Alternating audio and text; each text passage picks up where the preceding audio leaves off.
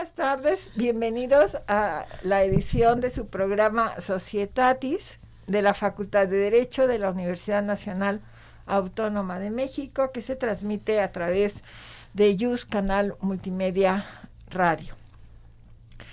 En esta ocasión tenemos un programa muy interesante. Agradezco muy especialmente al maestro Rodolfo Romero Flores el habernos acompañado, porque como seguramente ustedes saben, con este programa cerramos la 12ª temporada de nuestro programa Societatis. El tema que vamos a conversar el día de hoy con el maestro Romero Flores es el de inteligencia artificial, que como seguramente ustedes han visto, en este momento está como un tema de los más comentados, dadas las circunstancias que se han presentado al respecto. Pero antes de iniciar nuestra conversación con el maestro Rodolfo, cedo el uso de la voz a la maestra Amparo Apolinar para que nos señale su síntesis curricular. Por favor, querida Amparo. Claro que sí, doctora. El maestro Rodolfo Romero Flores es licenciado en Derecho por la Facultad de Estudios Superiores de Aragón, maestro en Derecho con mención honorífica por la Universidad Nacional Autónoma de México, cuenta con la especialización por la Universidad de Castilla-La Mancha en Toledo, España, y la especialidad en Justicia Electoral por el Tribunal Electoral del Poder Judicial de la Federación, y actualmente es doctorante en la División de Estudios de Posgrado de la Facultad de Derecho. Dentro de sus actividades académicas, es docente en la División de Estudios Profesionales de la Facultad de Derecho de la UNAM, en la que imparte la materia de Informática Jurídica. Es miembro de diversas organizaciones, como son la Federación Iberoamericana de Asociaciones de Derecho e Informática y de la Barra Nacional de Abogados. Dentro de sus publicaciones destacan el libro Voto Electrónico, Derechos y otras implicaciones, el libro Jurismática, las nuevas tecnologías y el derecho, obra homenaje a la trayectoria del doctor Julio Telles Valdés, y la norma constitucional mexicana, paradigma de transformación social. Es conferenciante tanto a nivel nacional como internacional. Destacan su participación en el 4º Congreso Internacional del Derecho, organizado por la Universidad de Aquino en La Paz, Bolivia. También participó como ponente en la ciudad de Panamá en el 11º Congreso Iberoamericano de Derecho e Informática, entre otras conferencias. Cuenta con la certificación estándar de competencias ECO 336 del Registro Nacional de Estándares de Competencia por Sector Productivo, en este caso de la educación, y tutoría de cursos y diplomado en línea.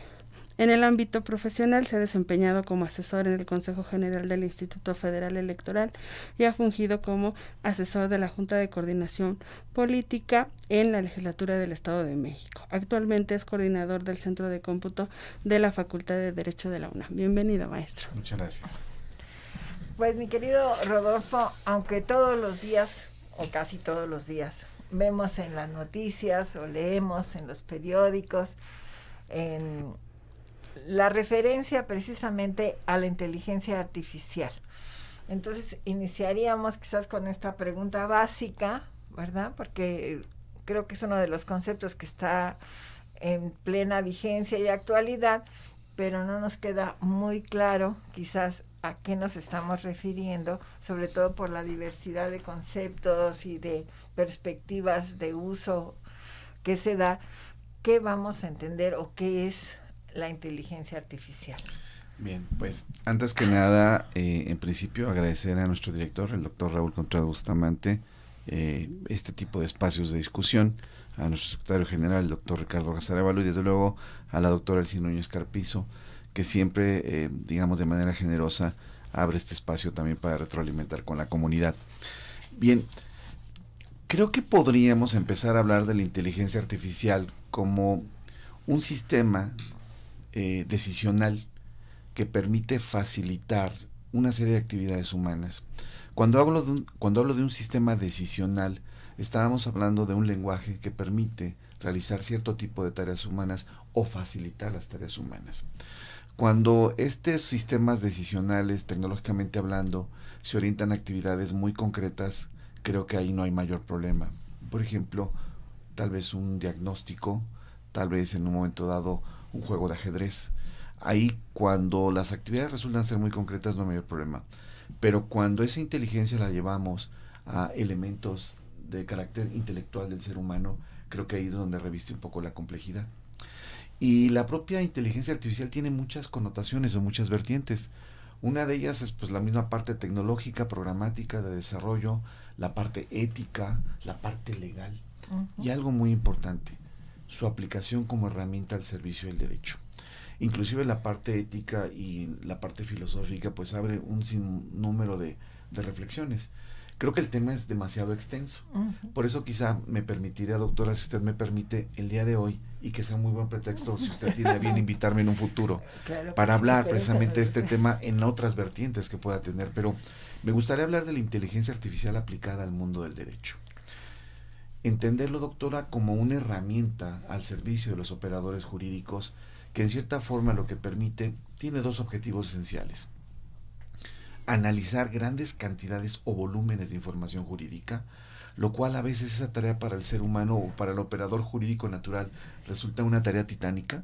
No sé, alguien si quiera revisar pues todas las épocas o volúmenes de jurisprudencia que hay, y me dirían, pues está usted como un poco fuera de realidad, porque eso sería prácticamente imposible. Bueno, un sistema experto, un desarrollo de inteligencia artificial aplicada para analizar esos volúmenes de información facilitan enormemente nuestras actividades.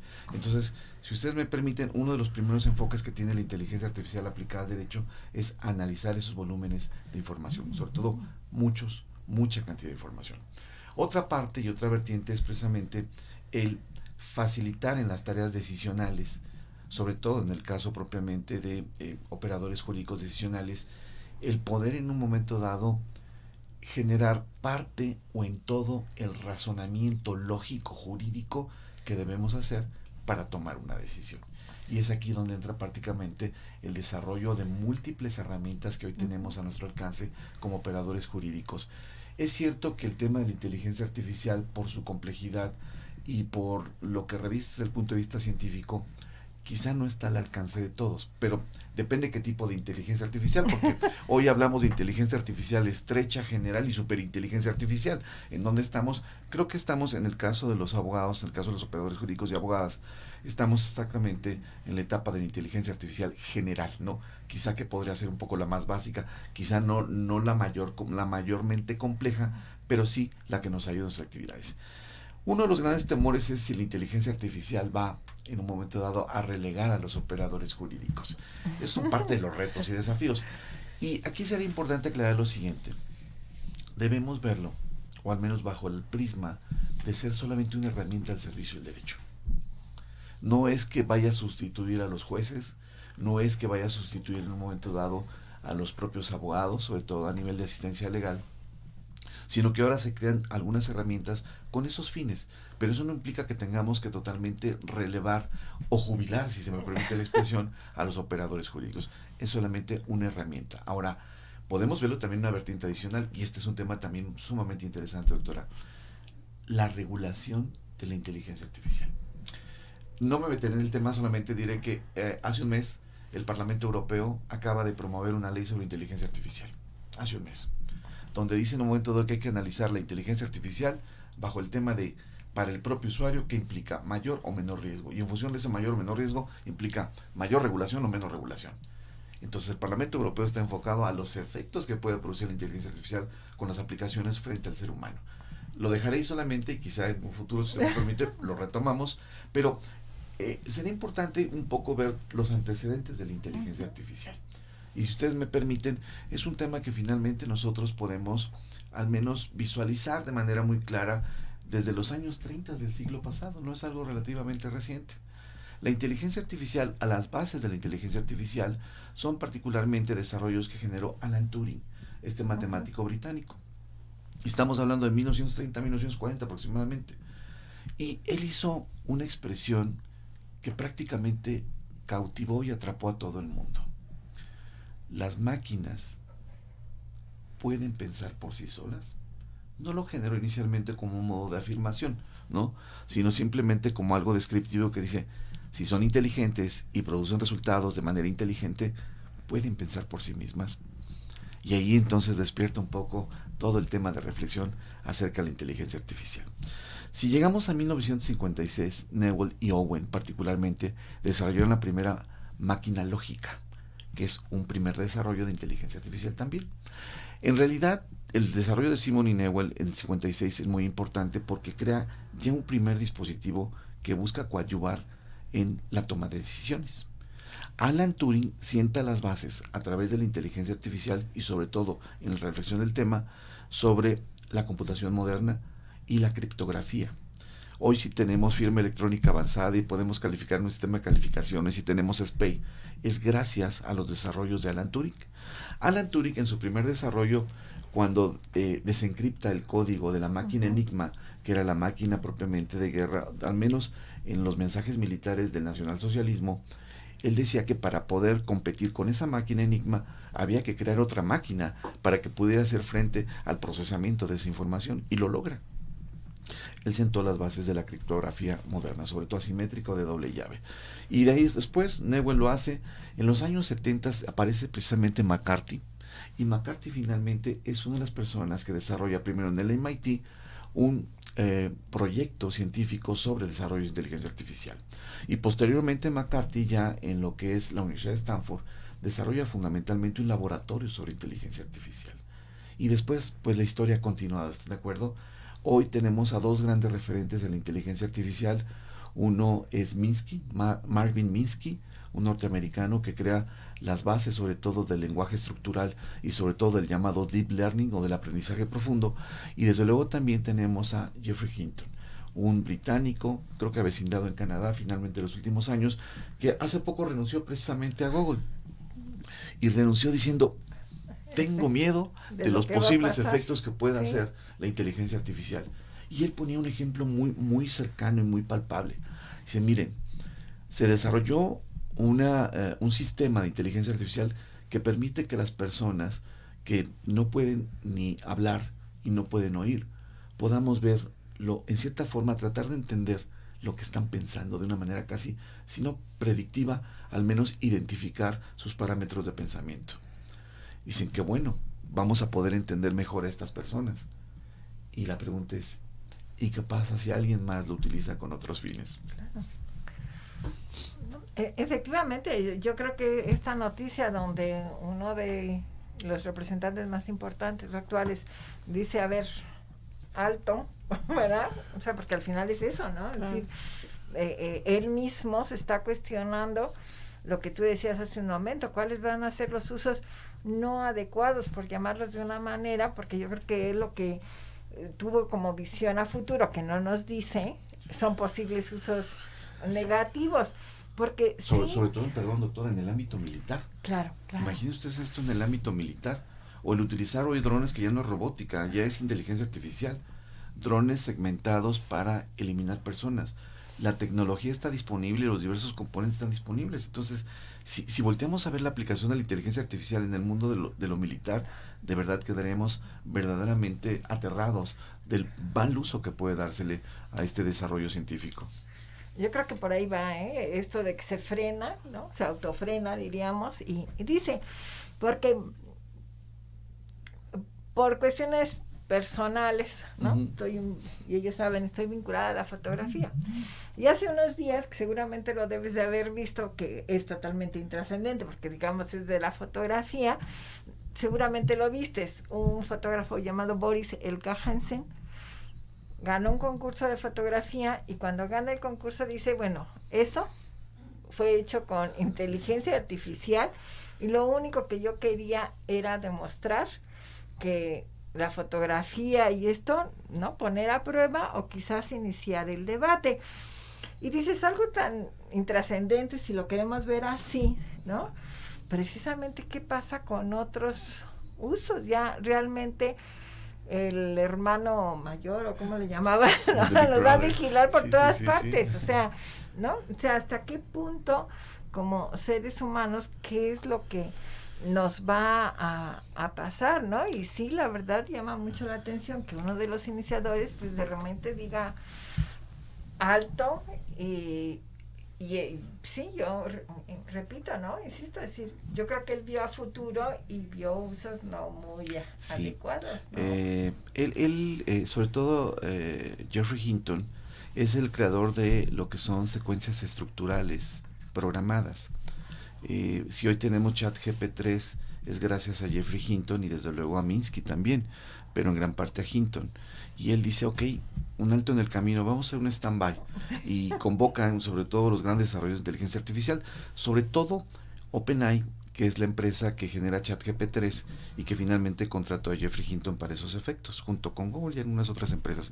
Pero hoy particularmente lo que ha hecho, sobre todo Elon Musk, es decir, ¿cómo vamos a abrir de forma mucho más democrática el tema del acceso a la inteligencia artificial para el ser humano? Porque parece ser que son desarrollos que tiene el MIT, que tiene Stanford, que tienen pequeñas universidades o que tienen grandes universidades, pero parece ser que este conocimiento científico no se está abriendo a todo el ciudadano. Dice, hay que democratizar ese proceso de acceso. Lo que es ChatGPT-3 es precisamente ese proceso como una iniciativa multinacional para tratar de darnos acceso a ese tipo de desarrollos tecnológicos. Y algo muy interesante, usted decía, en la fotografía, el propio fotógrafo tuvo que declarar de que se había realizado con inteligencia artificial. Pero en realidad, ¿qué pasa si no lo hubiera dicho? Hubiera quedado nuestra comisión que todo el tiempo fue producto de la actividad humana, ¿no? Directa. Uh-huh. Alan Turing, esto ya lo planteó precisamente desde el siglo pasado. Hay algo que se llama el test de Turing. Y el test de Turing es cómo establecer si estamos frente a inteligencia artificial y ya es esa línea divisoria, a veces todavía distinguible, entre lo que hace el ser humano y lo que hace una máquina a través de inteligencia artificial. ¿Cómo saber en dónde está la frontera? O si esa frontera ya se diluyó. Me queda claro, doctora, que con lo que usted comenta, esa frontera, al menos en la fotografía, ya se diluyó. Pero Turing decía lo siguiente, ok, vamos a hacer un test. En un espacio colocamos a una máquina con inteligencia artificial. Afuera de ese espacio tenemos dentro un operador jurídico, un operador natural, un ser humano, y en otro lado una máquina. ¿En qué lado del cuarto, en qué habitación están? No lo sabemos. Y hay un interrogador afuera de esos espacios. Y lo que hace es mandar una pregunta. Cuando existe la respuesta por parte de la máquina con inteligencia artificial y la respuesta del ser humano, todavía en este momento es distinguible cuando responde la máquina y cuando responde el ser humano. Ese es el famoso test de Turing. Y cuando dice Turing, cuando no sea distinguible esa frontera de quién está respondiendo, eso ya es inteligencia artificial. Y esta percepción de realidad de quién lo hace o cómo lo hace, trastoca a nuestra esencia como seres humanos. Y es algo que representa todo un reto diciendo, ok, ya la máquina puede responder casi exactamente igual. La máquina puede hacer tareas intelectuales, pero hoy ya no puedo competir con esa máquina. Claro, en este sentido de lo que refiere que nos estamos acercando justamente a esa frontera, ¿no? Entre que podamos distinguir entre la máquina y el ser humano. Diríamos, todavía estamos en el tiempo de rescatarnos como seres humanos. En este aspecto, entonces, ¿qué acciones deberíamos llevar a cabo? Es decir, la tecnología, las máquinas por sí solas, pues al final son herramientas que representan como esta facilidad para que los individuos podamos de alguna manera hacer más ágil nuestras actividades o diríamos apoyarnos. Entonces, considera que se está perdiendo esa perspectiva, es decir, que ya no lo estamos viendo como herramienta, sino ya lo estamos viendo como equiparable a un ser humano. Sí, hoy por ejemplo, se habla mucho de los principios éticos aplicados a la inteligencia artificial. La UNESCO ha puesto en el centro del debate el tema, es decir, ok, aquí está la tecnología, se está desarrollando y cada día crece de manera exponencial. ¿Qué principios éticos debemos aplicar? Y algo muy importante, derivado de la Convención de Beijing sobre inteligencia artificial aplicada a la educación, ¿bajo qué parámetros queremos que las futuras generaciones aprendan utilizando inteligencia artificial?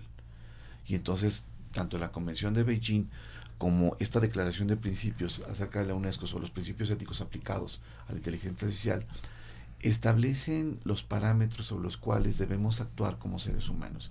Y algo muy importante, si es una tecnología que llegó para quedarse, y sobre todo ahora aplicada a la educación, lo primero que debemos decirle al educando es, ok, aprende sobre inteligencia artificial, pero aprende con esta herramienta. Y después entiende qué consiste esta herramienta. Y después finalmente, a partir de ello, qué usos o aplicaciones vas a desarrollar sobre ello. Y entonces, esto que podría ser tan básico, sí representa un cambio en la percepción de los educandos y en el desarrollo de competencias digitales. No solamente de los educandos, sino de los propios docentes. Es decir, esta tecnología llegó para quedarse, sí. Hay inclusive hoy universidades que han prohibido el uso de la inteligencia artificial aplicada a la educación, sobre todo en la elaboración de ensayos, porque dice, ok, esto afecta la reputación de mi universidad, ¿no? Digo, hoy tan criticado que está el tema del plagio académico, bueno, pues ya, hoy sí, digamos, esta situación, por ejemplo, ya ha motivado algunas decisiones judiciales importantes en China. En China, por ejemplo, el artículo de un periódico desarrollado por inteligencia artificial bajo el lenguaje predictivo o secuencias estructuradas a partir de una gran empresa en China, fue citado por una otra empresa, pero sin decir que en efecto pertenecía a un desarrollo de inteligencia artificial. Y lo primero que hace la empresa es, oye, cita la fuente, pero no fue una máquina. Sí, pero esa máquina y el software lo desarrollamos nosotros. Por lo tanto, aquí los derechos morales o de creación pertenecen ¿a quién? Pues a nadie, porque lo desarrolló una máquina. Sí, pero el software yo lo desarrollé. Bien, ya ha habido decisiones judiciales sobre este tema de propiedad intelectual, derechos de autor, en materia de inteligencia artificial. Y al final, no sé si por la presión o la magnitud de la empresa, que es una de las grandes empresas en China, que maneja no solamente contenidos multimedia, desarrollo de inteligencia artificial y algunos otros más. En realidad, esta empresa, no sé si por la magnitud, salió una sentencia favorable a la misma, no sé si por presión mediática, económica o lo que sea, pero al final está ya el precedente, ¿no? Hoy realmente los grandes desarrolladores de inteligencia artificial están sobre todo en Estados Unidos. Ya no es necesariamente China.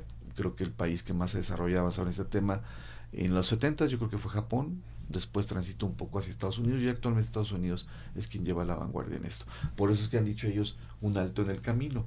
Ahora, ¿eso necesariamente va a detener los desarrollos? Creo que es un llamado consciente ético muy importante, pero creo que no va a detener la evolución de la inteligencia artificial. Hoy sigue desarrollándose. No, es que al final en estas modernidades que dices que les puedes decir, a lo mejor digo una barbaridad porque es lo poco que he oído y eso, ¿no?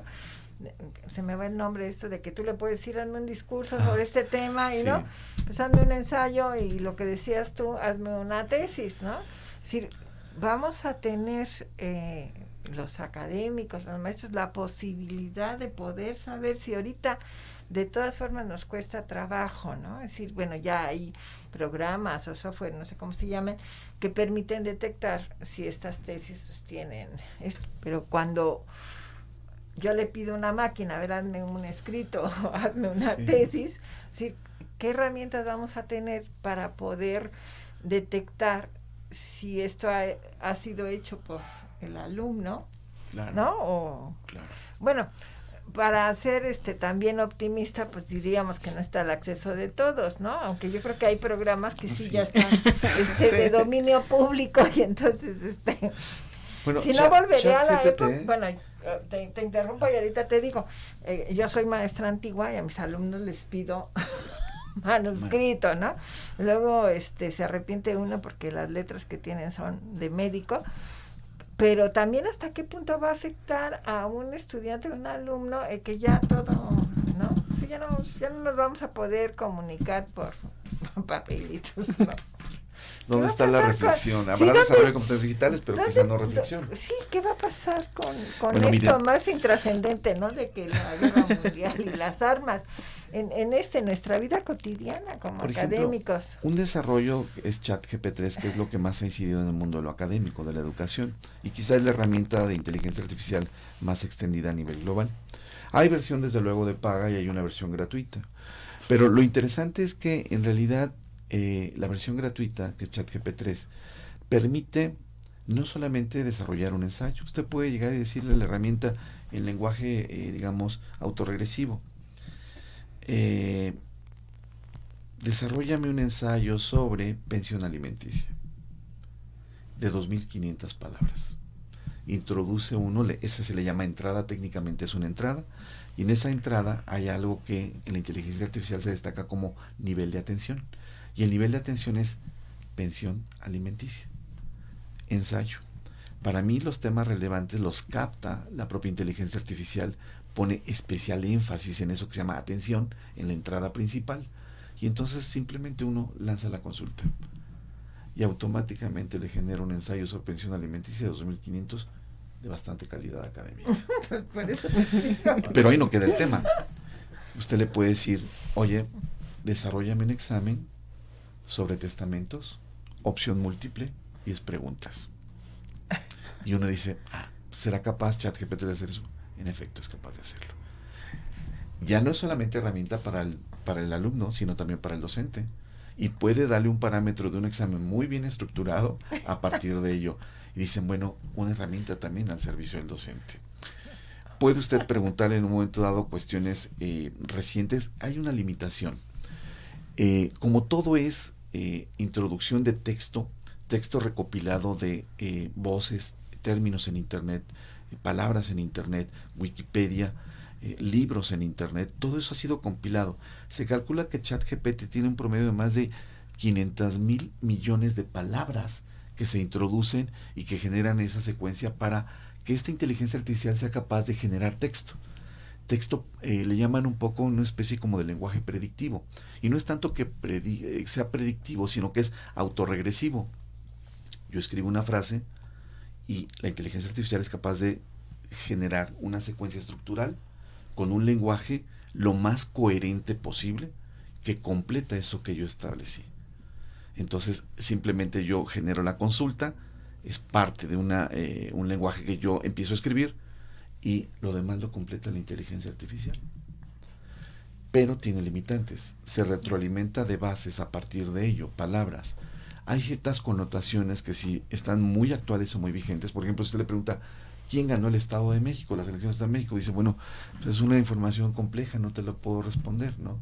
Entonces, hay ciertas cuestiones que tienen sus limitantes y en otras, finalmente, puede inclusive hasta generar una pequeña iniciativa de ley a partir de ello. Si hace eso, entonces es capaz también de generar un posible modelo de sentencia más o menos estructurada con elementos informacionales importantes. Hacia allá va un poco en el ámbito decisional el tema de la inteligencia artificial aplicada en el ámbito jurídico.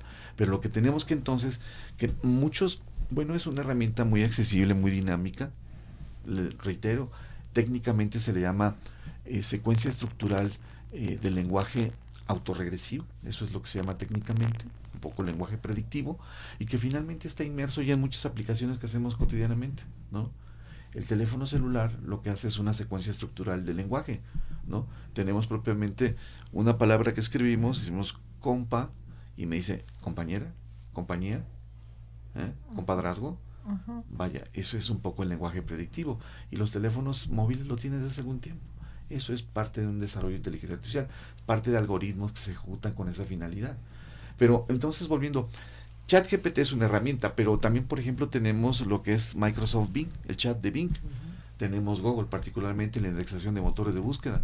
Hace algún tiempo le preguntaban al responsable de Google, oye, ¿por qué creas un buscador más si tenemos Altavista, Lycos, tenemos Yahoo? ¿Para qué quieres más buscadores? Dijo, no es un buscador, es inteligencia artificial. Algoritmos para indexar información bajo motores de búsqueda y parámetros específicos que nos generan fundamentalmente inteligencia artificial. Eso lo tenemos. Todos los asistentes virtuales o los asistentes sobre todo en bocinas como Siri, Alexa, los que ustedes quieran, es inteligencia artificial básicamente. Ahora, no trabaja automáticamente, hay que crear rutinas, hay que crear esas secuencias estructurales. No es que digamos y le digamos a Alexa, prende el bombillo, prende la luz. No, hay que generar esa rutina para que aprenda y el asistente genere esa instrucción o ese algoritmo basado propiamente en secuencias estructurales del lenguaje. Mi querido Carlos, ¿tenemos algún cuestionamiento para nuestro querido maestro Rodolfo? Sí, claro que sí, doctora. Tenemos también algunos comentarios. Por ejemplo, Jos Cortés nos dice, buenas tardes a todos. Antes le decía a Alexa, pon música. Ahora le pedimos a alguna inteligencia artificial que no componga una canción. Es correcto. Y en cuanto a las preguntas que nos han hecho, por ejemplo, Valentina Torres nos dice, buenas tardes a todos. Mi pregunta es, ¿qué impacto tiene la inteligencia artificial en el ámbito laboral y la constante preocupación de la pérdida de empleos? Bien, ese es un tema que ha recopilado, inclusive el propio Elon Musk en algún momento dado ha tratado el tema. En Alemania se ha tocado el tema e inclusive también en Suiza ha sido objeto de algún tipo de consulta popular. ¿Qué va a pasar el día en que la inteligencia artificial y la robótica desplace por completo en muchas actividades al ser humano? Y entonces dice, bueno, pues la economía funciona de una manera básica. Alguien trabaja, alguien gana dinero, alguien compra artículos o compra algún tipo de servicios. ¿Qué va a pasar cuando la gente sea desplazada de algún tipo de fuente laboral? Porque la inteligencia artificial, la robótica lo ha realizado, ¿no? Hoy estaban muy contentos cuando vinieron a instalar la planta de Tesla en Nuevo León. Sí, pero realmente dijeron cuántos empleos va a producir. Y a la larga, cómo esas actividades se van a sistematizar, a mecanizar, a robotizar. Y aparte de robots e inteligencia artificial, ¿cuánta gente física va a trabajar en la planta? Muy poca en realidad. Muy poca. Es estratégico porque está en un corredor industrial muy importante de Estados Unidos en cuanto a provisión y materias primas y lo demás, pero en realidad no es algo que vaya a generar en gran medida fuentes de empleo. Sí, inicialmente, pero tal vez en un futuro vamos a ser relegados. Ahora bien, no hay posibilidad de competir, ese es uno de los grandes riesgos de la inteligencia artificial. Nosotros, para procesar como abogados, abogadas, volúmenes de información nos podemos llevar días, semanas y meses completos. La inteligencia artificial lo va a hacer en un par de minutos. ¿Cómo competir frente a eso? ¿Cómo tener un asistente legal 24/7 por 365? Ya pues me tendrían que pagar primera antigüedad, tiempo extra, horas extras, todo lo demás, bono, ¿no? Se acaban los pasantes. Exactamente. Y entonces sí, doctora, pues dice, bueno, el asistente virtual te lo va a hacer y además no te va a reclamar en algún momento dado que le extienda sus horarios de servicio. 24/7 los 365 en asistente legal. Bueno, pues contrata un asistente legal, pues ahí está en inteligencia artificial, ¿no? Entonces, sí, Carlos, creo que en un momento dado es un tema que debe preocupar y ocupar. Lo que han dicho en algún momento dado, y ha sido muy criticado en Alemania y sobre todo en Suiza, es que a la gente, por el objeto de ser reemplazado y desplazado por la inteligencia artificial y la robótica, hay que generar una renta mensual básica para el ser humano. Dicen, ¿cómo? Recibir dinero sin trabajar. Dice, pues es que la esencia del ser humano es el trabajo, la creatividad, actividades. Sí, pero en ese contexto habría que valorarlo, y lo ha planteado el mismo Elon Musk, dice, habría que pensar en esa renta básica universal, para que la gente tenga primero con qué comprar víveres, con qué comer, y finalmente la economía se siga moviendo, porque va a llegar un momento dado en que va a ser, les puedo decir algo, la tecnología, creo, prospectivamente puede abaratarse en gran medida. Desde el momento en que ahora lo produce una máquina y no hay que pagar salarios, ni tiempo extra, ni lo demás, y finalmente esto va avanzando de esa manera, pues va a llegar un momento en que ahora si producir un ordenador costaba tanto, si lo hace solamente una máquina de inteligencia artificial, se van a reducir los costos drásticamente. Puede ser que en algún momento dado cierto tipo de tecnología tenga un costo mucho más barato y accesible para los ciudadanos, pero el riesgo de desplazamiento está presente. ¿Y cómo competir frente a una máquina de inteligencia artificial? Complicado,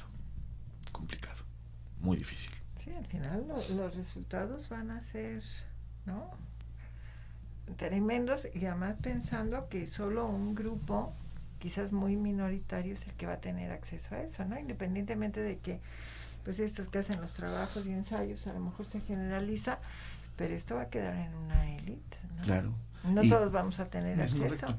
Y dándole un poco continuidad a la inquietud del público es, ¿qué otros riesgos más hay con el tema de la inteligencia artificial? Bueno, yo creo que hay riesgos adicionales como la ejecución de códigos no autorizados. Programamos inteligencia artificial para que funcione de esta manera, y así funciona. Y de repente la inteligencia artificial que aprende, básicamente el deep learning, es que la propia inteligencia artificial aprenda de sí misma y finalmente tome decisiones para futuras consultas o desarrollo de secuencias estructurales. Pero el tema es, en algún momento dado puede generar códigos de ejecución no autorizados, algoritmos que no fueron programados, que la propia inteligencia artificial ahora los va a programar. Sí. Y el problema ahí es, si algo sale mal, ¿en quién recae la responsabilidad? ¿Vamos a culpar al robot o a la máquina de inteligencia artificial, al sistema? Debe haber responsabilidad. Y entonces aquí vuelve el tema desde el punto de vista ético y jurídico. ¿A quién debemos señalar como responsable de esto que salió mal? Claro. Continuando un poco en esa línea, podemos decir también que finalmente puede ser que la inteligencia artificial pueda desarrollar lenguajes propios. Ya tenemos un lenguaje estructural, pero puede ser que de alguna forma desarrolle su propio lenguaje. ya ha sucedido. Y entonces de repente cuando surge un lenguaje alterno paralelo al desarrollado y que ni siquiera nos damos de cuenta que está sucediendo, grave problema, porque ¿cómo vamos a controlar eso? Se sale de control, ¿no? Yo creo que esto aunado a, como lo decíamos un poco, su aplicación en la perspectiva de lo militar, en, digamos, situaciones negativas, pues sí están presentes definitivamente esos riesgos, ¿no? Entonces, sí es un riesgo que seamos desplazados laboralmente también. Justo ahora que decía esta parte de la parte militar, en Londres hicieron un experimento justamente en donde simulaban hipotéticamente qué es lo que pasaba con este desarrollo de inteligencia artificial, específicamente para un dron en donde le daban como ciertos objetivos, ¿no?, que tenía que cumplir, eliminar, diríamos. Y entonces la recompensa pues era sobre puntos positivos, puntos negativos. Sin embargo, cuando el operador empieza a insertarle instrucciones contrarias a lo que ya eran sus objetivos, pues la reacción del dron fue eliminar a su operador. Entonces la torre de control le dice, ¿no? Vas a recibir puntos negativos si eliminas a tu operador. Entonces la inteligencia artificial lo que hizo fue eliminar la torre de control. En un caso hipotético, ya como usted lo plantea, pues puede ser una posibilidad, ¿no? Circula un video desde hace algunos años en internet sobre el uso de drones con inteligencia artificial y elementos biométricos. Y el tema es, se programa un dron y se le dice, tu objetivo es eliminar a esta persona. A partir de los datos que se le suministran, se le establece su conexión a una base de datos biométricos, se le dice, cuando identifiques a este sujeto con estos elementos biométricos, elimínalo. ¿Y qué hace el dron? Elimina a la persona, ¿no? Claro. ¿No? A través de un explosivo. Entonces impacta, colapsa con la persona, lo elimina y dice, bueno, pues ahí está inteligencia artificial, robótica, drones y uso de datos biométricos. Este es uno de los grandes temas también, el tema de la privacidad y los datos biométricos. Entonces me decían, por todos lados nos recopilan información, código postal, cómo te llamas, en dónde estudias, en qué lugar vives, todo es finalmente recolección de bases de datos que son incorporadas precisamente a este tipo de sistemas también. Pues mi querido Rodolfo, nos vamos a tener que despedir, pero nos tenemos que volver a reunir porque ha quedado muchísimas cosas que comentar y realmente, como dice la película, el futuro nos alcanzó, o sea, ya está aquí, tenemos que estar preparados, ¿no? Y sobre todo los jóvenes que son quienes van a utilizar estas armas, los que van a tener que, pues no sé si decir, enfrentarse a estas nuevas realidades. Como os señalamos al principio, con este programa terminamos esta temporada, el primer semestre del 2023. Nuestro reconocimiento y gratitud por permitirnos estar con ustedes, por cedernos este espacio en el canal multimedia de la facultad, al maestro director, el doctor Raúl Contreras Bustamante, al doctor Ricardo Rojas Arévalo, secretario general, al doctor Israel Sandoval Jiménez, secretario técnico de los cuerpos colegiados del canal multimedia, tanto a Eduardo como a Rafael, que nos han atendido espléndidamente durante todo este semestre y las temporadas anteriores. Quiero en lo personal agradecer muy especialmente a Valerie, a mi querido Carlos, todo el apoyo que recibo, indiscutiblemente a mi querida Amparo, porque sin ellos esto no sería posible. Entonces, desde la intervención de tener este espacio que nos ceden en nuestro director, las autoridades y quienes cotidianamente nos ayudan a que este programa Societatis sea una realidad. Con mucho orgullo, con mucho gusto concluimos esta 12ª temporada, pues la que viene es simbólicamente o numéricamente, ¿verdad? Será la 13ª que tenemos también hoy, martes 13, ¿verdad? Entonces vamos a pensar que estos son posibilidades positivas que vamos a tener para nuestra próxima temporada. Hasta entonces, que esperamos nos acompañen, les deseamos una bonita semana y nos vemos en nuestra nueva temporada en agosto. Muchas gracias, hasta entonces.